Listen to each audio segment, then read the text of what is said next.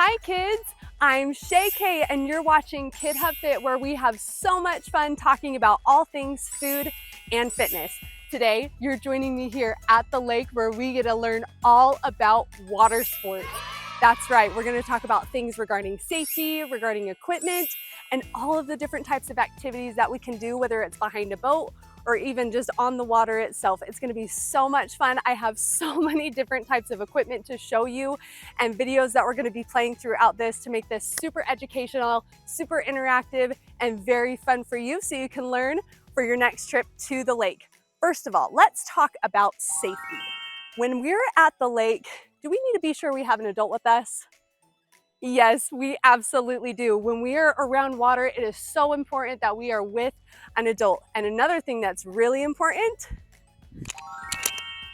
that's right, life jackets. We need to be sure that we are wearing life jackets to be sure that we are extra safe, especially when we're on the boat. I have a couple of different types of life jackets on here right now. I'm wearing one that fits me and some smaller ones that are perfect for kids just like you. Let's start with this one. This is more of an infant life jacket. It has this head cushion right here so that it will hold a kid's head right here to protect an infant in case they're in the water. It will keep their head floating. Most life jackets will have zippers, kind of like how mine does right here. You have zippers. We have buckles that go in the front, right there. They come in all different sizes and colors. And some of them will even have this right here that will go in between your legs and come up right here and clip just like that. Here's another one for a kid who's a little bit bigger. It doesn't have that little floaty headrest right here, but just like mine, it has a zipper. It's got the buckles. This one has the strap that goes underneath and clips. It looks like that. So this helps you float in the water.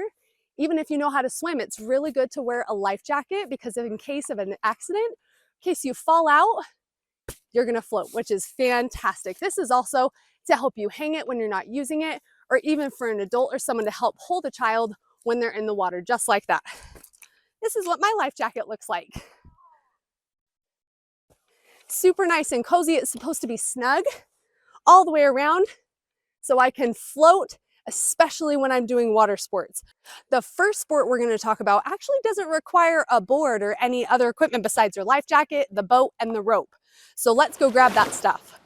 This is the first handle we're going to be using to go barefooting, and it's exactly like what it sounds like. Barefooting is when you are barefoot. I'm wearing shoes right now, but it's when you're barefoot standing up behind a boat. So what this looks like is this will loop around something called a boom. You could even do this behind the boat if you wanted to. You're usually going really fast when you're doing this. This is a handle for barefooting.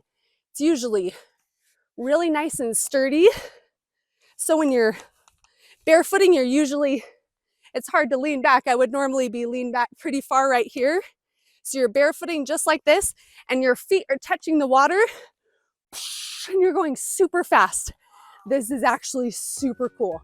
I know people where they actually can put this in their teeth and they go no hands when they're barefooting. It is crazy. So that's what this is for. This spot right here is a really tricky one. In case, let's say this is onto the boat right up here, people can do tricks where they can actually ride with one foot when they're barefooting. It's crazy. So that's why this handle is very specific for when we're barefooting. Let's go to the next sport. Next, we're going to talk about kneeboarding, but I forgot to mention my little puddle jumper here. This is another type of life jacket that you can actually use. You can clip this around your back, and then a little kid can put their arms through right here. They come in all different shapes and sizes and colors, but this is another way that we can use flotation devices. So moving on to kneeboarding, we have a couple of different boards here that we can do for kneeboarding. We can do this behind a boat. We could do it on a boom, or you could even have a long rope that goes all the way back into the wake. But what it is you put this down, you actually slide your knees up into the kneeboard, and you could be riding like this behind the boat. So you're riding on your knees. It's so, so, so cool. With this one, this is a really easy one to do. So I actually have had my kids doing the kneeboard itself, which is so much fun. You got to be sure to keep your arms straight and to lean back, because if you lean forward, your nose is going to dive down into the water. So it has a strap right here that velcros so you can adjust to different sizes of your knees. And then we even have a different type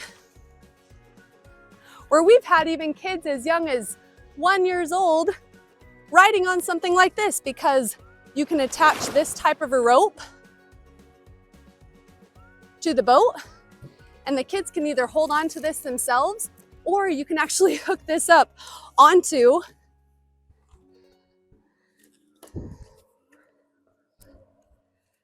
this just like that.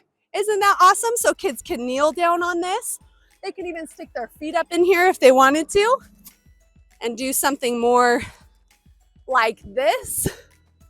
So this is more of a versatile kneeboard. If you wanted to kneel on this one, you can hold on like this and have the rope holding you on secure like this.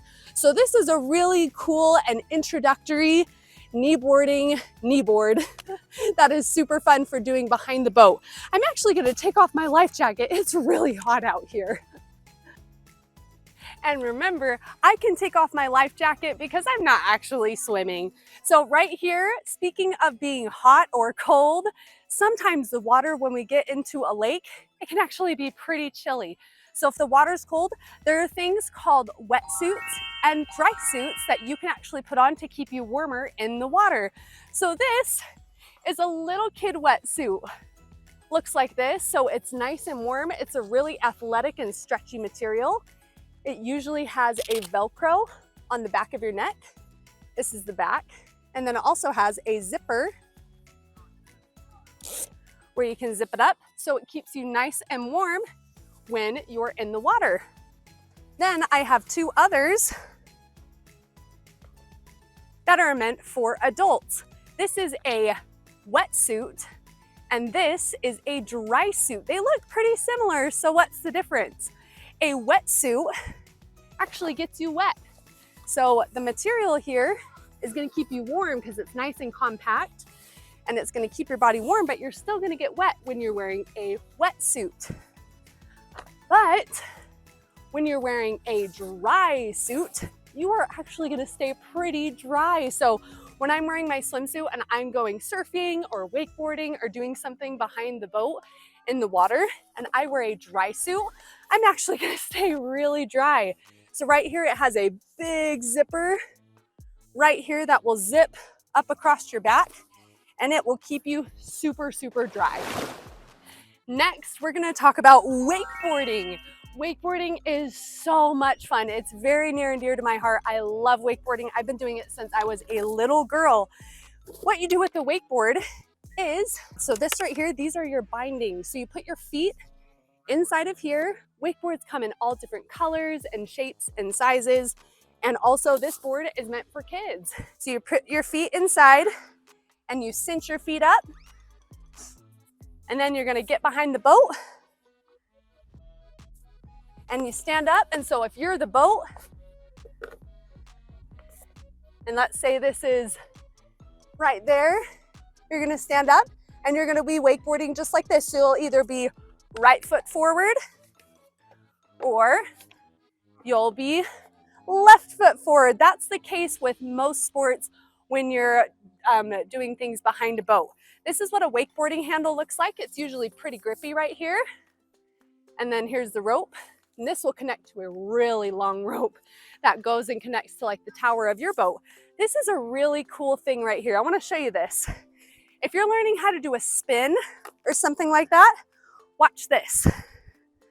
So somebody who might be learning how to do like a 360 or a 180 or something like that, they might hold the rope like this, pretend like I'm in the bindings. You can do this on the water, like spinning like this, or you can do it in the air. But what you would do is you would actually let go of this part and you land just like that. So some of these handles are really, really awesome to help you learn new tricks. Next, we're going to talk about surfing. Surfing is one of my favorite things to do behind a boat. We were just doing it this weekend and having so much fun. I want to show you two different types of surfboards.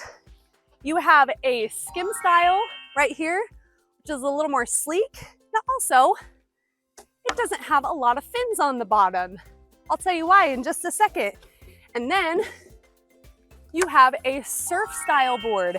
So a surf style board is usually a little bit bigger, it's a little bit thicker, but both are surfboards. These come in different shapes, different sizes, with different fin variations and things like that. This is a fin. This right here, this gives you a little bit more stability, helps you carve a little bit more when you're waving in and out of the wake. So a lot of times, like let's say you're on an ocean, you would be using more of a surf style. The ones on the ocean, the surfboards can be super big or super small, so they come in a lot of different varieties and sizes. This is just a surf style board that you would use if you were surfing behind a boat. For example, like the one that we have right here in the background. I personally like to surf with a skim style board like this. And so this helps you do things like 360s and spins. It helps you to carve. It's a little more agile and a little bit more slippery on top of the water. There's not as many fins, sometimes just one little simple small one, but these are super fun. It's pretty grippy right here. And what you do, I'm gonna put this down. You have this behind the boat. And so the handle, just to bring this up to your attention, is a little bit smaller than like your wakeboarding or your barefooting handle and things like that. So a little bit different, but you don't need this for too long, because when you're just learning to surf, you stand up, and then when you get a really good balance, you actually can throw the handle back, and you can actually surf without the rope on the wave. It is so much fun. And so you're shifting your weight from the forward to back, you're going on your toes and going on your heels. So you're bending your knees a lot. And so it takes a lot of skill to do it without the rope, but it's amazing because you can even do it with the rope. And I've even surfed before with my kids in between my legs. They're holding onto my knees or even holding them in my arms. It's so fun that kids of all shapes and sizes can do surfing. This is a wake skate, and wake skates are super fun. They're also really take a lot of talent. So what it's like is it's almost like a skateboard or something like in between like a wakeboard and a surfboard. It's kind of tricky. You can actually take these to like a skate park on the water, which is kind of crazy, where there's jumps and you could do all sorts of tricks using a wake skate. It's like a wakeboard, except do you see any bindings anywhere? No, it's just like a surfboard where you just put your feet on here. But what's really cool, I'm not too great at this, but you can flip it around and you can do all sorts of fun tricks, and you can do jumps and do all sorts of fun things like that. So it's really grippy. It's the same on both sides. So if you decided to do like a 180, it'll keep you stable. So this is super fun. This is called a wake skate. Next, we're going to talk about skiing. There are so many fun ways that you can ski behind a boat. One of the most common ways is called a slalom ski. It's where you use one ski just like this, and then you can also double ski where you have two skis. You can also ski on the snow, but in this case, we're talking about skiing on the water. Let's talk about the slalom first. With this one, you see how we have a binding on the front? And then we kind of have, it's almost like a slip-on shoe in the back. So you have one binding in the front, kind of like the wakeboard. And so what you do with this one is you put your foot inside of here, and then you slide your other foot into that little slipper shoe like I talked about in the beginning.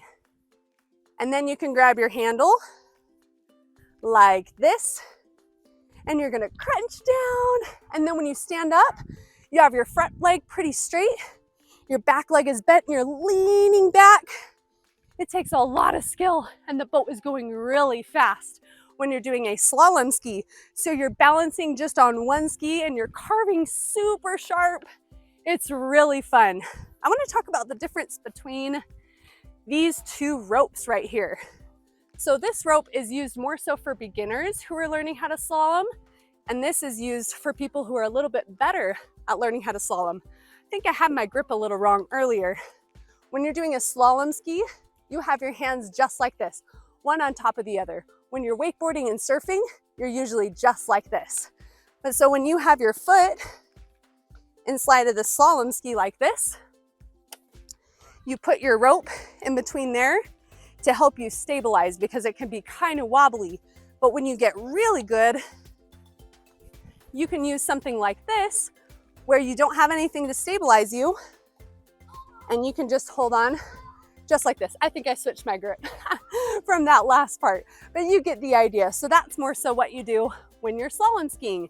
For a double ski, we are gonna do both of our feet inside of bindings just like this. This is for kids. So this is a kid's double ski. So you can see the bindings look a little bit different from a wakeboard, but you can see that's what it does. You also have an option. I'm gonna scoot this back so hopefully you can see it a little bit better. You have an option to unscrew this to make them so that they actually can be spread apart. And then it has an attachment on the bottom. It's probably one of the hardest parts about double skiing is keeping your legs together just like this. Because imagine if you didn't have this or this, it would be really, really wobbly and really hard to keep your knees and stuff together and stabilize when you're doing a double ski. So that's why these are super helpful if you're just learning or if you're a kid and learning how to double ski. This is a crazy piece of equipment. You're like, what is this? Maybe you've never seen this before, but this is called a sky ski or an air chair. It has a bunch of different names. This is the sky ski, but what you do is you actually sit right here. So this is your chair. Then this straps over your lap right here. Then you slide your feet right here. Let's bring this a little closer so you can see. So you put your feet in here, and so it's like you're sitting on a chair, sitting on top of the water. This right here, this big anchor looking thing on the bottom. Oh, I am out of breath. This is called a foil on the bottom right here. A foil, it looks like an anchor. It's really heavy, but what's so cool about this is it actually can propel you up. So you're actually floating on the water. Not really floating, it's really the foil that's keeping you stable. But the water is like right here once you get going. It is so wild to watch. It is so much fun. It takes a lot of skill. And so you're sitting on it, and you're leaning forward until you can stabilize, and then you'll lean back and you can sit up onto your sky ski, which is crazy. Oh, I want to show you this bottom one more time because it looks so cool. I actually have another board that also has a foil. So let's talk about that one. This is called an e-foil. This thing is so much fun. We actually don't do this behind a boat. Oh my goodness. Let me sit this up so you can see it. It's really heavy, and guess what? This doesn't even have the battery in it. Normally the battery would sit right here and the battery is really heavy. But just like the sky ski, this foil will actually allow you to sit and hover above the water. And it has a remote that will actually allow you to adjust the speed because it has a propeller right here on the bottom. And you actually can stand up and ride it like a surfboard. And eventually the water is gonna be about right here and you can go and like kind of pump and wave it along the water. It's really, really cool how you can do that. Also, I don't know if you guys knew, but I have a baby in my tummy.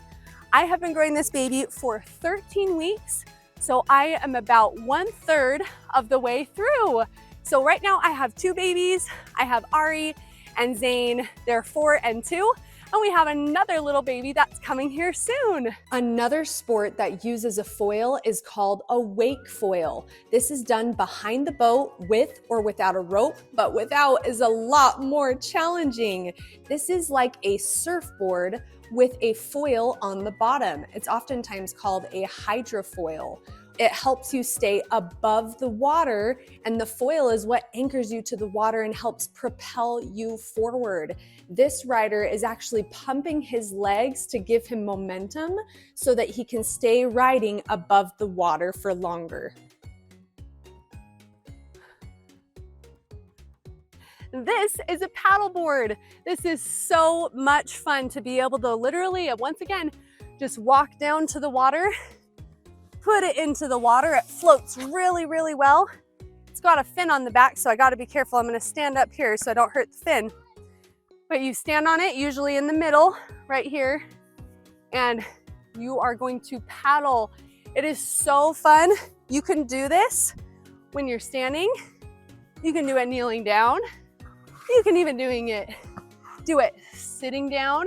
You could probably even do yoga on something like this.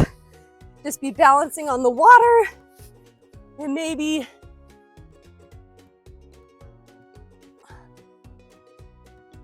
do some fun yoga stunts or something like that on the water. So this is so much fun. It has fins on the back. That's why I didn't want to stand in the middle or on the back, because I didn't want to crush the fins. I guess this one only has one fin, but the fin on the back, it helps to stabilize you. There are some paddleboards that have 3 fins, some that have 1, and maybe some that don't even have any. A lot of the times the fins are adjustable. It has a handle right here that makes it a little bit easier to carry. If I were to be carrying this down to the dock, I do it just like that. Thank you so much for watching. I had so much fun learning about all of these water sports with you today. It was so much fun. As you can see, lakes are beautiful, and getting outside is so good for our bodies. It's great for our fitness. It helps us feel good. It helps us move our bodies, and it helps us exercise, but not only just exercise, but to have fun doing it. And when we take care of our bodies, we feel so much better. And so I wanted to thank you again so much for watching. Again, my name is Shay Kaye, and you're watching KidHubFit, where we have so much fun learning about all things food and fitness. We'll talk to you next time. Bye.